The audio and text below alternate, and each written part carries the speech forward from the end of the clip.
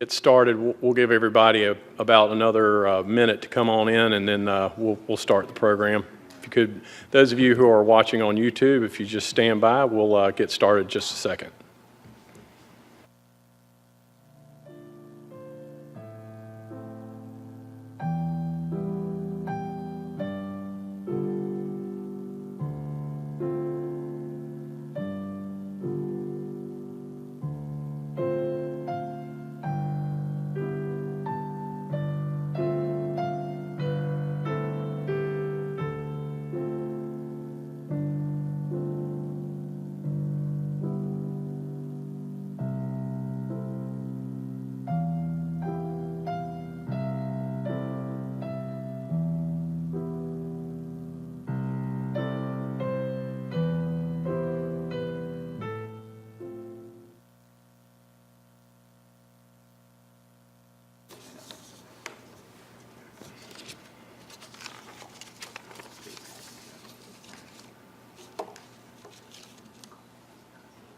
Okay, it's 11:01, and I know the YouTube viewers are joining us across the country right now, so I'm not going to delay. I'm going to go ahead and get started, and please excuse any interruptions. I know some more folks will be coming in as we get started.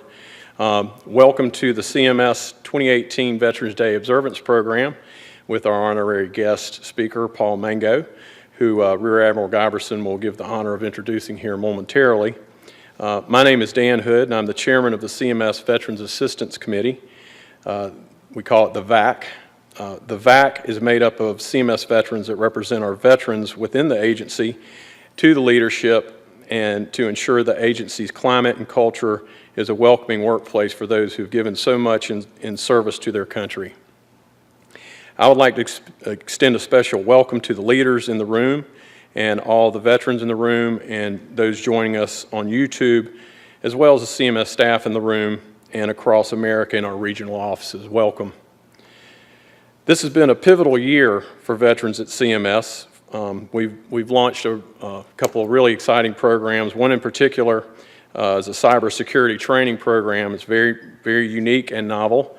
The CMS Cyber Training Program, been termed Cyber Vets at some point, was launched on June 11th. The program is a joint effort with the Office of Personnel Management and the Veterans Administration and CMS. We're happy to have those veterans joining us on YouTube. I know they're still out doing their training, but we're really excited about kicking off a really good program that will put the veterans in a good position to do additional training here at CMS.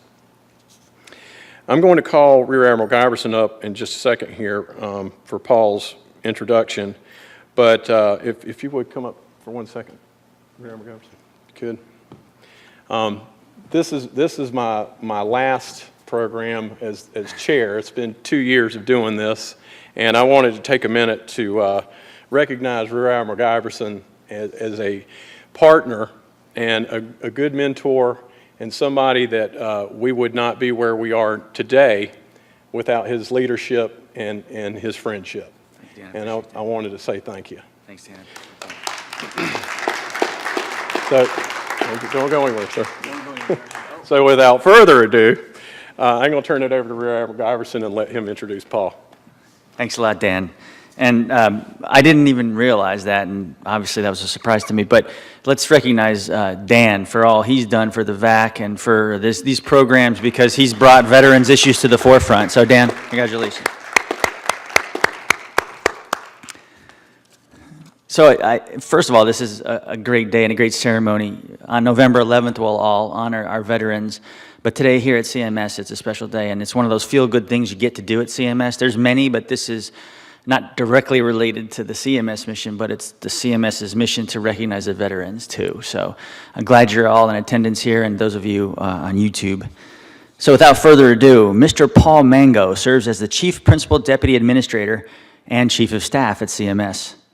Paul comes to CMS after a long and successful career at McKinsey & Company as a senior partner, and also as the head of McKinsey's U.S. Center for Health Reform.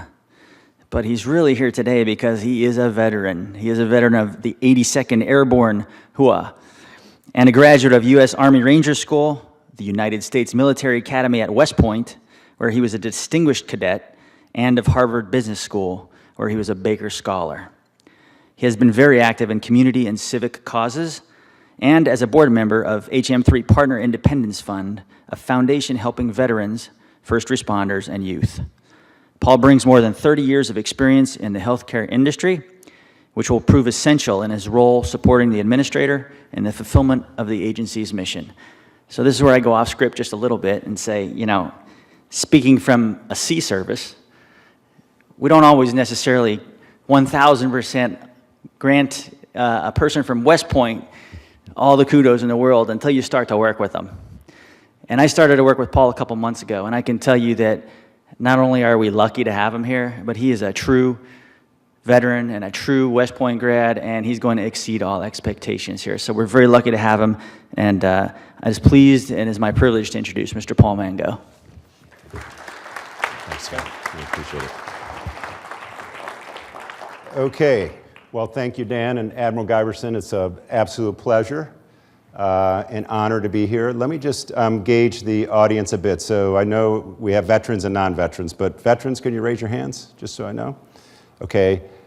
Keep your hand up if you're an Army veteran. All right. Woo. How about Navy? Ooh. Admiral. A little bit of a problem. And Air Force? Coast Guard? Marines? All right, great. Well, it's a great representation, and thank you all for your service. This is a special Veterans Day. I think many of you, if not all of you, know that the origin of Veterans Day, why do we celebrate it or observe it November 11th? Well, it marked the end of the Great War, which now we are marking the centennial of this year. And what I understand is the President's on his way over to Paris later this week, and he's going to participate in the 100th, if you will, observance of the end of World War I. So I think this is a very special Veterans Day. I'd like to share with you a couple of things about my journey. Why did I get involved in the military? What did I do? What have I done for our veterans since? And then maybe I'll end it with a couple of asks, things I'd like we as a group of veterans to do for CMS. And I have about 3 months here, so I've observed, and I think we can all help out quite a bit. So that's what I thought I'd do, and then open it up for questions, if that's okay.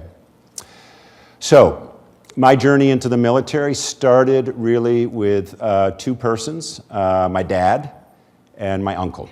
So my Uncle Joe was a master sergeant in World War II in the Pacific in the Marines.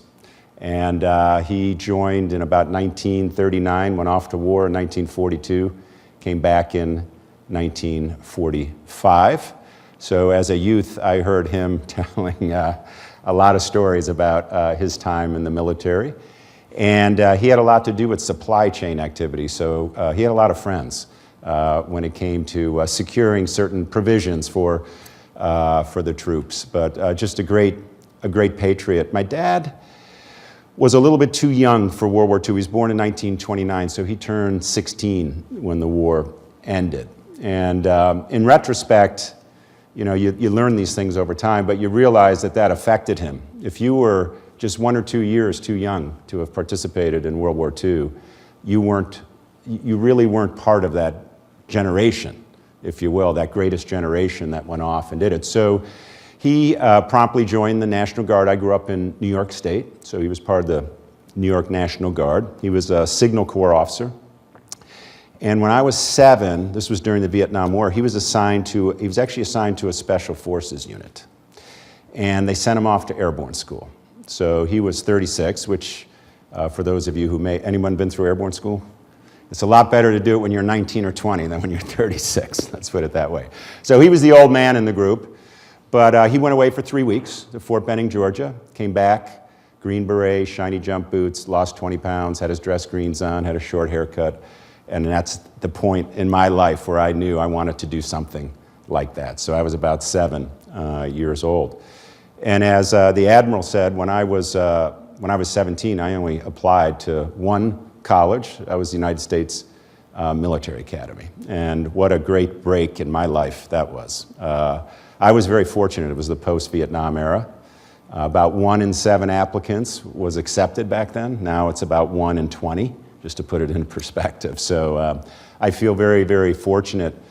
I had a great time there, a transformational experience, as you can imagine, to go through that. My best friends in life, beyond my wife and kids, are my West Point classmates. We get together very frequently.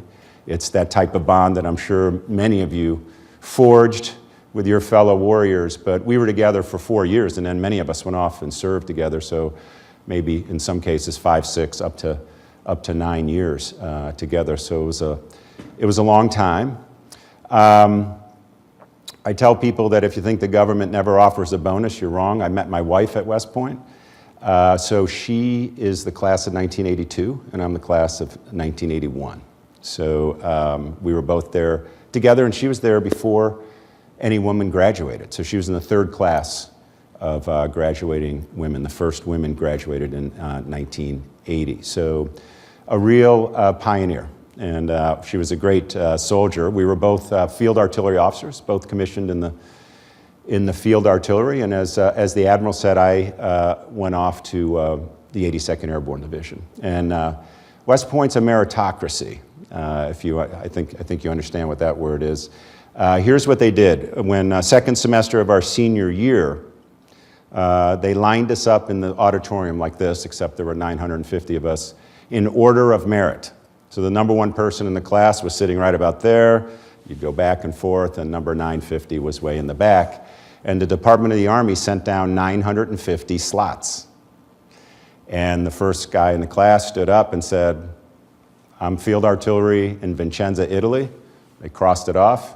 He sat down, the next person stood up. So I was fortunate to get to the 82nd Airborne Division. Obviously, a lot of folks wanted to go there. And did anyone serve in the 82nd Airborne Division? There you go. So you all know what a wonderful unit with a great history, and never saw such motivated soldiers. I'll tell you a couple stories about my time there, but what I noticed was we used to go out, and they had, for those of you who didn't serve there, all the drop zones are right on post at Fort Bragg. Different names like St. Mary, Gleason, places where the 82nd Airborne Division, Normandy, had jumped in. So we used to get on the planes and go out and jump, and then we'd hike, basically, march back in. You know, could be 15 miles or so, and after 7 or 8 miles, we'd say, okay, let's take a break, let's sit down, and of course all the officers would be resting up, and the soldiers would start wrestling with each other instead. So I'm thinking to myself, this is like boundless energy these guys have. This is our break. But it was just wonderfully motivated soldiers. I had a great time. Two of my airborne experiences that you might want to hear about. One was, of course, when you're a second lieutenant and you're new to the unit, you're always the first one out the door. That's what the great NCOs do for you. And so we were on a night jump one night, and foggy as could be. And for those of you who have been through this, you know, there's a point at which the door of the aircraft opens and the first person is standing in the door. You couldn't even see the wing of the airplane. And I'm figuring there's no way that, and there's a little red light and green light like down here, there's no way that red light's going to turn green. I know the Air Force is going to cancel this thing. They don't know where the drop zone is. We can't see it, so that's what's going to happen. Sure enough, it turns green. I'm out. As you're floating down, you're usually hearing, you know, equipment and maybe some foul language and a few other things. I heard nothing. So it's pitch dark, don't even know where the ground is, hearing nothing, and I'm figuring, I know exactly what happened. As soon as I went out, the red light went back on, no one else jumped. How in the world am I going to get back to main post, right? This is like 2 o'clock in the morning. So what happens is you have a rucksack, and it's on a 15-foot kind of cord. Drop that, you hear that hit the ground. That's when you know you're a second away from hitting, when it's pitch black, because you couldn't see anything. So fine with the landing. And then what you do is you pack up your parachute, you break a little chem light on a bag, and you leave it there. Someone comes and gets it the next morning. And I'm taking my time. I'm thinking the whole time, how am I going to get back? So in the distance, I see this light, and I figure, okay, that's where the Air Force ground team was. I was trying to guide the airplane in. So I'm still taking my time, and as I get closer, I see there's about 50 soldiers standing around, And one of them yells at me, "Sir, where the hell you been? We've been waiting for you." So the entire jump took place. I didn't know about it. I was taking my time, and I was the last one to the assembly area. But that's what happens to second lieutenants. A better experience was, so I'm 23 years old at the time. And anyone participate in Reforger? Do you know that term, that acronym Reforger? Return Forces to Europe. So 1982, the fall of 1982, September 1982, and we were, the 82nd Airborne Division was going to participate in the largest peacetime jump into Germany since World War II. Something like 30 C-141s. And I was one of the jump masters. And it was a long flight, I don't know, 7 hours. So we take off from Fort Bragg right away. They give us an MRE. Everyone eats MRE. They turn up the heat to about 85 degrees and turn off all the lights. And we had kind of stretcher bunk beds, like 4 high, all the way up and down the C-141. And about 3 hours before jump time, this was the next morning in Germany, we said, okay, we have to start getting ready. And I'd never been through anything quite like this. Again, I was 23, and all of our jumps were like at Fort Bragg, and you just go up, you get down. What they do on these long flights is they put all the parachutes in the front of the airplane, stacked, about 130 of them for a C-141, right? So we started getting everyone dressed, and of course, the jump masters are the last ones to get dressed. When I say dressed, put your parachute on, basically. We had our uniforms on. So it was so difficult to move those parachutes with everyone in there and the bunks down, and we were about 40 minutes out, and then 30 minutes out, and I didn't even know where my parachute was. Now, I'm the jump master, right? So at 10 minutes out, you're giving jump commands. So we finally, obviously, it turned out okay. Got my parachute on. But I think the most interesting part of the story is, of course, it was daylight already in Germany. We jump out and into some sugarcane fields or something. I don't know exactly what it was, but it was late in the fall, so there weren't any crops there. And we're floating down, and it was close to a German town, and all the Germans were standing on their balconies and on their roofs clapping. Wasn't that interesting, right? So that's the way, if you go back to the 1980s, that's the way they thought about us. They embraced our presence. They understood. That was the generation that understood that we liberated their country. So wonderful, wonderful set of experiences. And I think just to add to the story, I have 5 daughters. And one of them, our second daughter, Hope. So Hope, we used to bring them all to the reunions because we had successive 2 years. Every 5 years, we each had a reunion, my wife and me. And so it was 2 years in a row because I was 1 year ahead of her. So when she was 14, we had her at a reunion. And she said, we were driving home, and she said, "You know what, Mom and Dad, you guys act very differently around your classmates." "Well, what do you mean?" "Well, you're all like family." And she said, "You know what, I want that in my life." And sure enough, she entered West Point in 2010, became a member of the class of 2014. She was commissioned as a air defense artillery officer. Spent time, first assignment at Fort Bragg, then to Korea, and then now she's at Fort Campbell at the 101st Airborne Division. So all of that is to say we have, in the Mango family, we have a special place in our heart for not only veterans, but our active duty service members, including my daughter, and we're big Army fans. And I have to say, and Steve knew I was going to say this, he drove me up, it's a good year to be an Army fan, for those of you who are watching football. But that's just a little bit about my great experiences. As the Admiral said, my wife and I have spent a good part of our post-military time helping out veterans. We think it's very important, and we think it's important to do it in your local community, because every situation is different. And we in Western Pennsylvania struggle with the same things that veterans struggle with all over. And the post-9/11 veterans in particular need a lot of help. Think about, we started our first landing in World War II in North Africa. The first time troops were deployed was November of 1942, okay? And the war was over in May of 1945. If you were in the Pacific, August of 1945. So roughly 2.5 years, everything done. What we have now is 15, 16, 17 consecutive years where we have soldiers who have deployed sometimes 4, 5, 6 tours, up to 15 months at a time.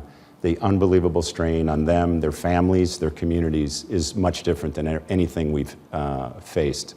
So we put a lot of time through our foundation into helping them out in our local community. And it means a lot to us if we can reach out and do that.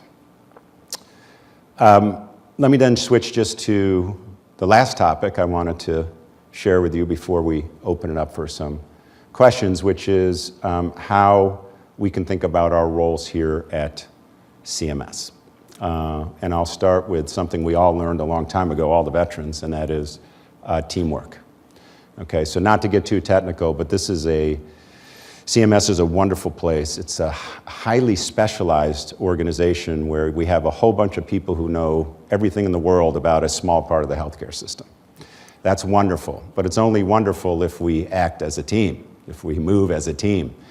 And that's one of the things I'm working on because I think we're sub-optimizing. There's a lot of, and it's not intentional, but it is a lot of people focused on their own work, not as many cutting across, understanding what others do, understanding the interdependencies between you and others. And they may be more dependent on you than you are on them.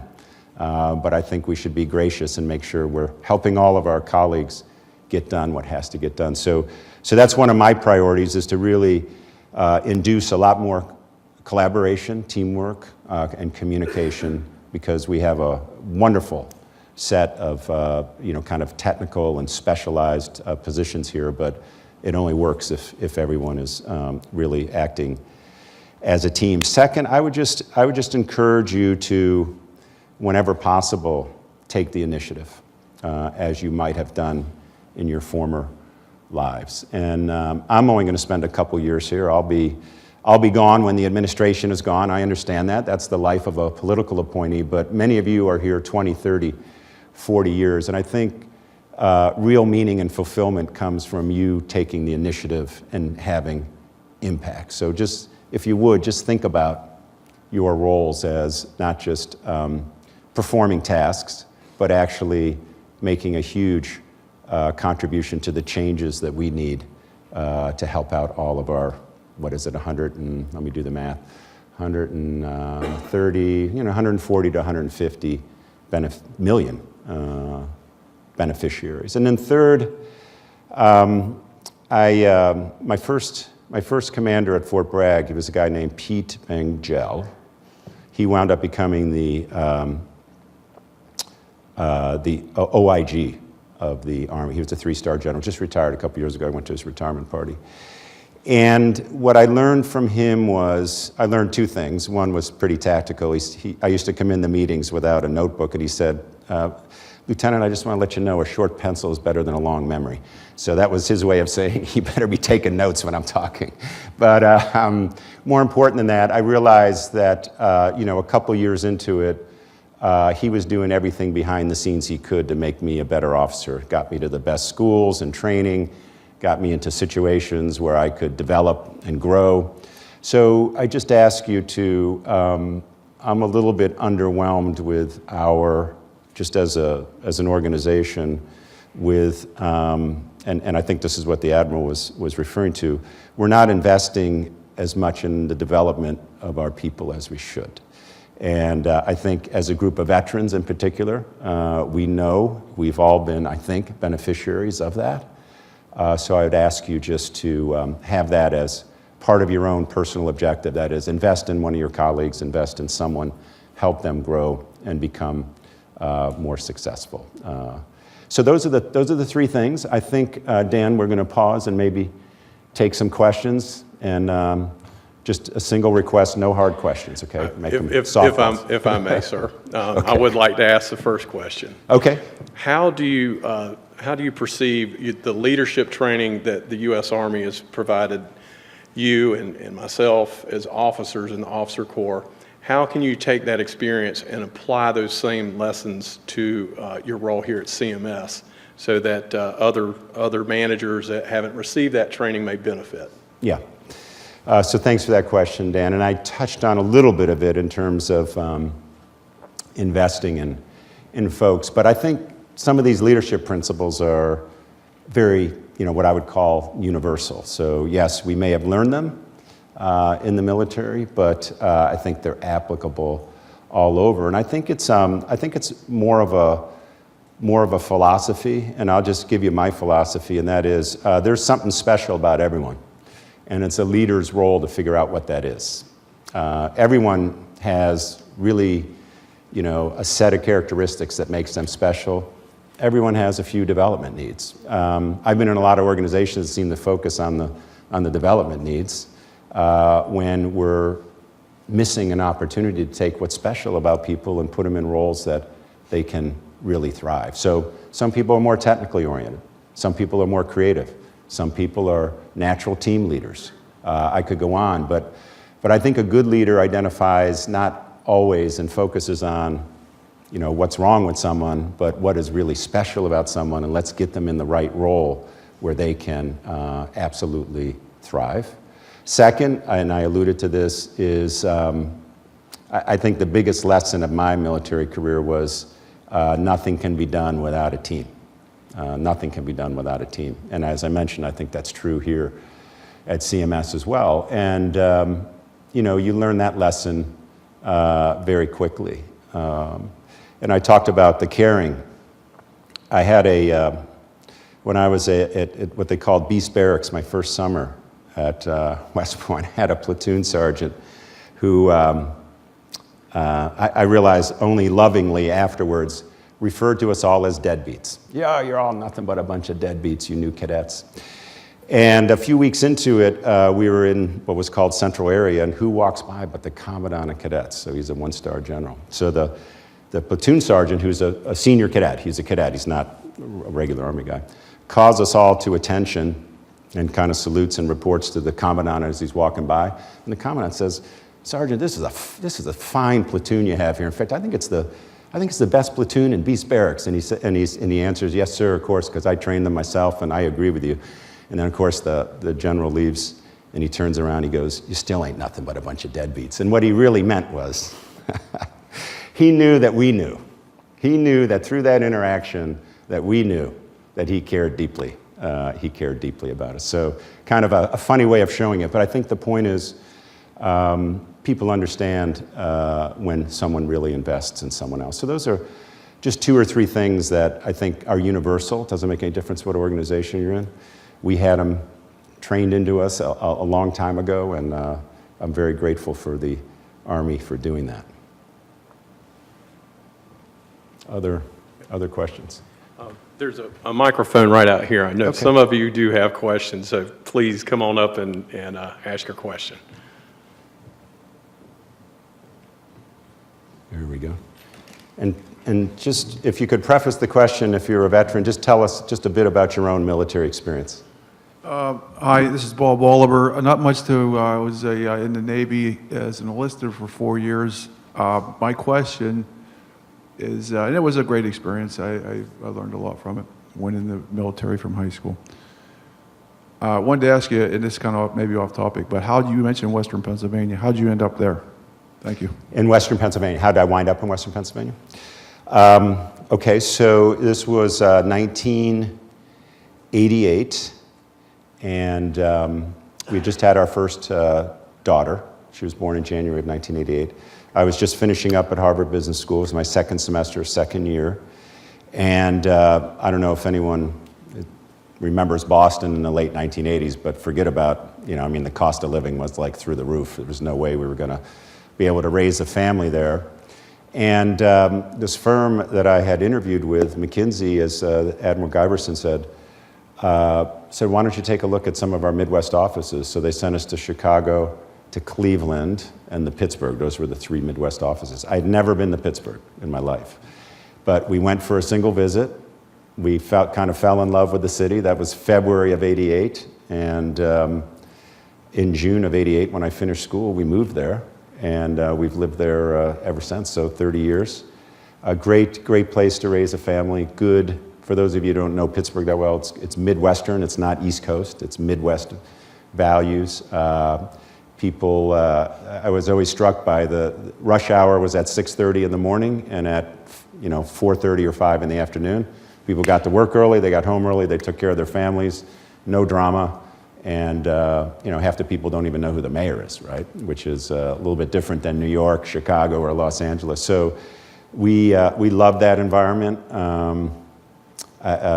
People tell me not to say this publicly, but for 20 or 25 years, we didn't even lock our doors when we left. That's the type of community it was. We were more concerned about the deer eating the ivy off the house than we were about burglars and robbers and stuff. And it was just a wonderful decision. So if you have an opportunity to get to Pittsburgh, I would highly recommend it. But that's how I got there. So it's completely serendipitous. Joe. Joe Dion, Army JAG Corps. I was really concerned today that people were only going to ask you really easy questions, so I'm going to ask a really difficult question. Yeah. So one of the major issues that are affecting veterans today is directly in the healthcare system is the opioid epidemic. And so I wanted to see if you could speak a little bit on the department and the agency's mission in relation to this. Yeah. I do a lot of extracurricular work with veterans, particularly when they get themselves in trouble. As an attorney, I'm able to do this. And I wanted to see what you could say as far as what the mission and where we are going on this particular issue. Yeah. It's a very complicated issue, and I've actually encountered it in a number of places. And let me just give you, I won't give you a technical answer first, but I'll give you an experiential answer first, and then we can get to the technical answer. So one of the groups, who's part of RWB nationally? Do you know the veterans group RWB? So red, white, and blue, RWB. And the guy who was the first chairman of that is a guy named Frank Kearney. Does anyone know who Frank Kearney was? He was head of special ops in the military for a long time. He's a retired 3-star general. And Frank has a very strong hypothesis that mental health for veterans is very closely linked to physical health. So what RWB does is get veterans out of the house, and they get them on 5K runs or hikes up mountains with members of their community, veterans and non-veterans, with the belief that a lot of what's happening to our veterans when they get home is they're isolated. They don't fully know how to reintegrate into society. They don't understand, when they were recently in Afghanistan or Iraq or whatever, they knew about teamwork and mission and duty and never leaving a buddy behind, and they come back to our environment and they don't see those values anymore. And they get isolated, they get alienated, and their physical health falls apart and their mental health follows, and then they turn to substances. So that's one hypothesis. The second one is, so in Washington County, south of Pittsburgh, we're involved with what's called the Patriot House, and it's a place for homeless veterans. We just opened a new wing of it. It has 22 beds. You know what the significance of 22 is? Who knows? Number of suicides, veterans, every day. Okay. So, and the belief there is it's a shelter for homeless veterans, but it is a work shelter. Again, coming back to teamwork, everyone has chores. Some people are mowing the lawn, some people are doing the dishes, some people are cutting up vegetables for dinner, all in the sense of a team, and their rate of recovery is running at 70%, no recidivism, okay? That's like unbelievable. If you take the civilian community, it's about 10%. Okay, so there's something to those, what I call contextual factors, physical health leading to poor mental health, and isolation, lack of teamwork, those types of things, leading to it. But I can tell you that now turning to CMS, there is an enormous amount of effort. This is one of the Secretary's top 4 priorities. You probably know that. He has an admiral leading that too, Admiral Brett Giroir, who is the Assistant Secretary for Health, a great, very accomplished physician leading this effort. We have fully dedicated folks from CMS committed to it as well. And there's a few things we're doing that are very tangible, and I'll just go over some of them. One is we used to have a thing called, you're probably familiar with Hcap scores. Some of you are, at least are familiar with Hcap scores. And some of the metrics in there had to do with pain management. You know, asking seniors, was your pain handled well when you were in the hospital? So we inadvertently, as an organization, had an influence on doctors and nurses and care providers wanting to treat patients for pain, a bias for treating them for pain. And so we think we contributed, again, inadvertently, to maybe overprescription of some of these pharmaceuticals. We also have put into some of the metrics for individual physician quality program through CCSQ and Kate Goodridge and her group. We're looking at prescriptions of various opioids and narcotics for the first time and using that as a performance lever. And then we also have our program integrity folks. Is anyone from CPI in here? Okay. We have our program integrity folks doing a lot of analysis, and what we do is look at how physicians are prescribing these drugs, and you'd be surprised at the outliers. So physicians who may be prescribing 10 times as much for the same conditions as others. And what we've begun to do is send letters to them saying, did you know that you're 3 standard deviations away from your peer physicians in terms of how you're prescribing pain medicine, and this is something of interest to us. And we're already beginning to see that behavior change. And it's not all malicious behavior. I mean, doctors learn things in medical school just like the rest of us learn when we're young, and 20 years later they're doing the same thing, and someone has to tell them that's no longer appropriate. So we're putting a lot of effort into this through rulemaking, through our metrics, through program integrity, and we're just now starting to see not what I would call improvement in the sense where the absolute numbers are going down, but the trajectory of increase is now diminishing. So we think we're on to something. We have a long way to go, long way to go. So thanks, Joe, for the question. Now this guy still looks like he could jump out of an airplane, right? Look at him. Good morning, everyone. I'm Ken Williams in OHC. Okay.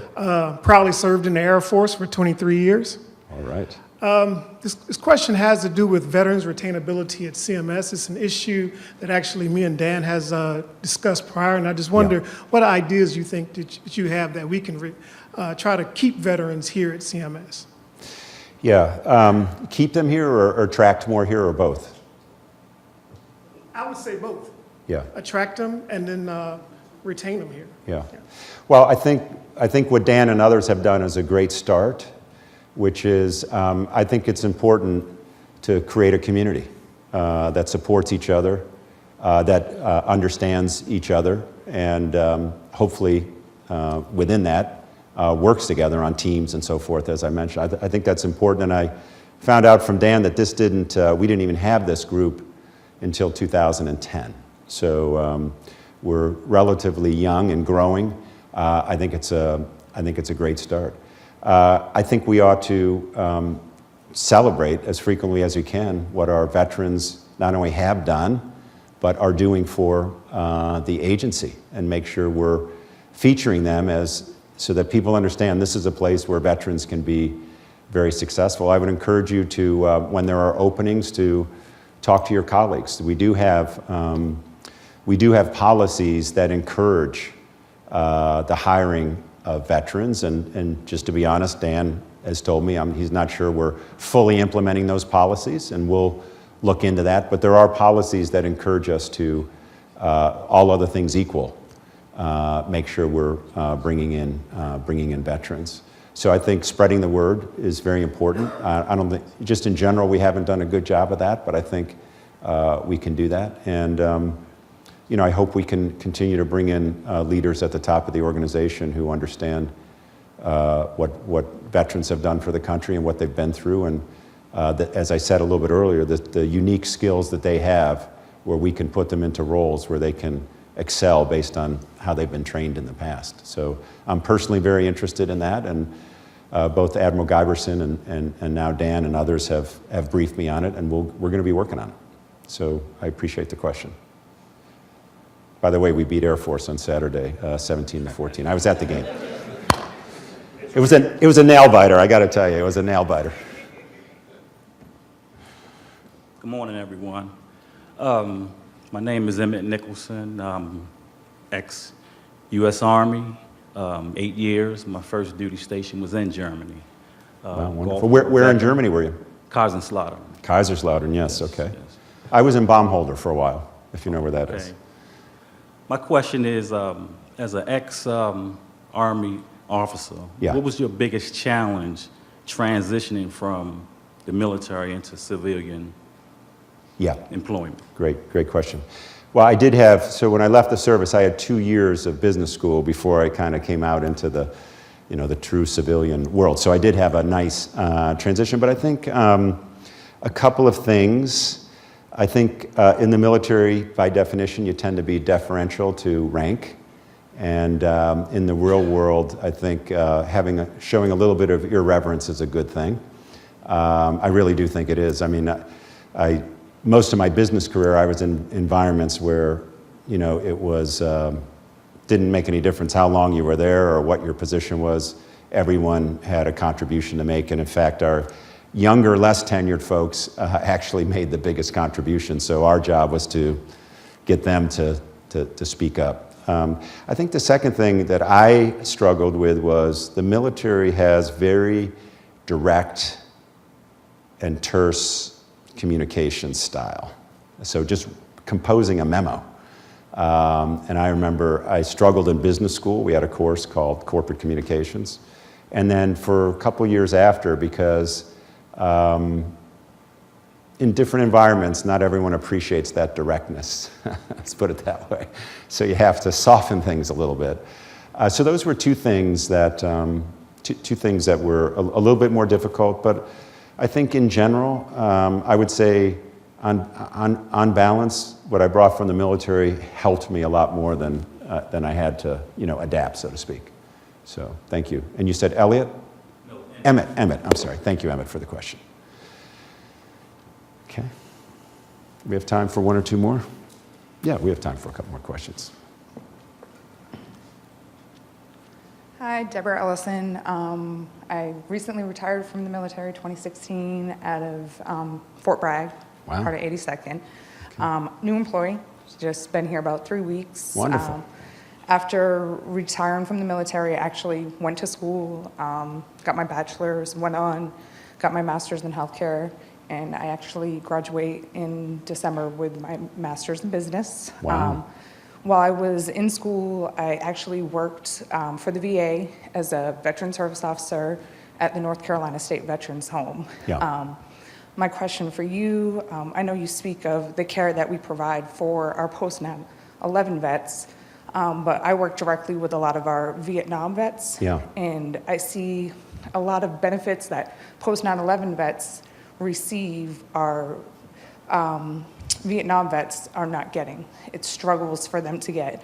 And Yeah. they are our more recent Medicare recipients, and with the benefits that they receive from the VA and Medicare, they're still really struggling to get the care that they need, because a lot of the programs that are available for post-9/11 are not available for our Vietnam vets. Yeah. What is your opinion on that? Yeah, and I don't want to speak for the Veterans Administration because I don't really understand all their benefit structures and Right. differences, but I do know, as many of us know, that it's just now that we are recognizing, I think for the first time, we just went through the 50th anniversary of, was it of the end of Vietnam War. I think it was. I know we ended it in 1973, so it wasn't quite that. Maybe it was the official start of the war. But we just went through the 50th anniversary. A couple of years ago, the VA did, for the first time, I understand, recognize Agent Orange and the effects of Agent Orange as something that they would cover. But I think it is. I don't want to use too strong of a word, but I think it really was a disgrace. How we treated our Vietnam veterans when we came back. And I just went to a celebration about 2 months ago, and I think we're finally at the point where people are recognizing that they have not been properly cared for and they haven't been properly recognized for their sacrifice. So I'm hoping we'll stay on that trajectory, but I certainly understand kind of the dissonance that exists between those veterans who were post 9/11, where we were a different country than those who came back in the early 70s and were not at all appreciated for what they did. And that's some of the reason that I was drawn to work for Medicare, is seeing the struggles that the residents at the Veterans Home were having with their Medicare and trying to get proper care within the home.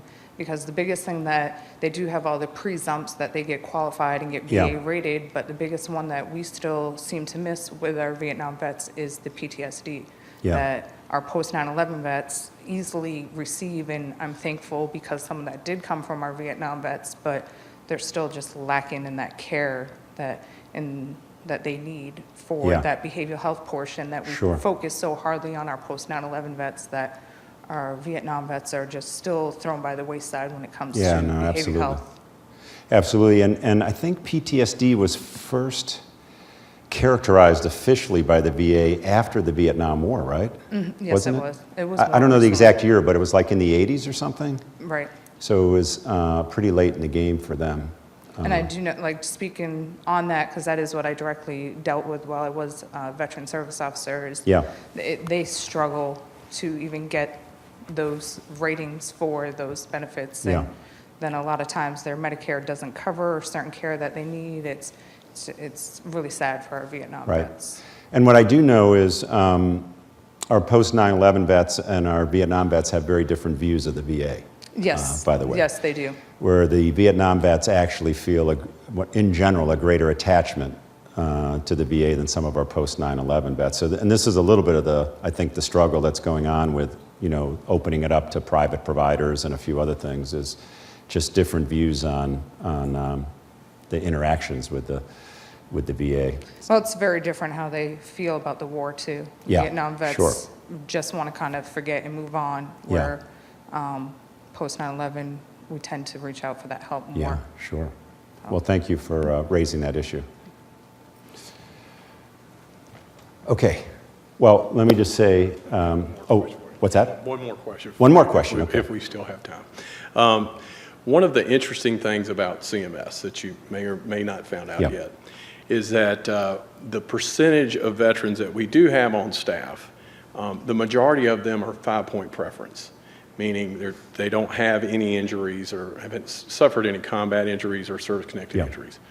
How do you think that we could increase the open door for those veterans that have service-connected disabilities to come and work at CMS that may not have as much qualification as those people that you mentioned at the beginning of the discussion that are so technically savvy here? How can we bring them on board with their minimal qualifications? Good question, and the only reason I'm hesitating a little bit is because I don't understand all the roles throughout. We have 6,200, 6,300 employees, but one of the things that I would suggest, I don't know if we do this, but why wouldn't we have a job fair for veterans? Anyway, I'm just talking off the top of my head. We do have that? probably need to look at that and make improvements around this issue, because this is an issue that we have done some reviewing of data points and have found that there is a lot of room for growth of the veteran population for the disabled folks that are coming off the field of battle with combat injuries or service-connected injuries that have 30% or more that could be hired on the spot. Yeah, and are we, I'm just brainstorming now. I know we probably couldn't attract too many from too far away, just given situations, but are we in close contact with local veterans organizations? Because they usually know precisely where these folks are, right? We did make contact with Okay. veteran service organizations, and it's just something that OHC can make all the opportunities there for Yeah. hiring, but it's the hiring managers that have to make the decision to bring them Yeah. on board. Okay. So that's where the barrier is. Yes, sir. Okay. All right, well, I can commit to looking into that. How does that sound? That's good. Sorry to hit you. no, Sorry that's to hit you okay. with a hard one there, sir. No, that's okay. So let me just, finish up by saying, again, well, first of all, thank you for coming, all of you. Special thanks to our veterans for your service. Hope you have a great Veterans Day. I think it's this Sunday, if I'm not mistaken. And we have Monday off, right? I think we have Monday off. So have a safe and happy Veterans Day, and thanks for your questions. And, as I mentioned to Dan, we'll be looking into some of this stuff and making sure we're getting it moving in the right direction. So, and thanks for having me, Dan. Thanks, Admiral Giberson, for having me. Really appreciate it. I really appreciate it. So just to wrap up, we only have a few minutes left, and unlike the true spirit of CMS, where I'll eat up every last second up until the clock goes to 12, I will go ahead and bring this program to an end and wish all the veterans that are watching right now on YouTube and all the CMS staff that's also participating, all the leaders that are listening in, I wish everybody a happy Veterans Day, and remember the reason for the day off. Thank you, and this ends today's program.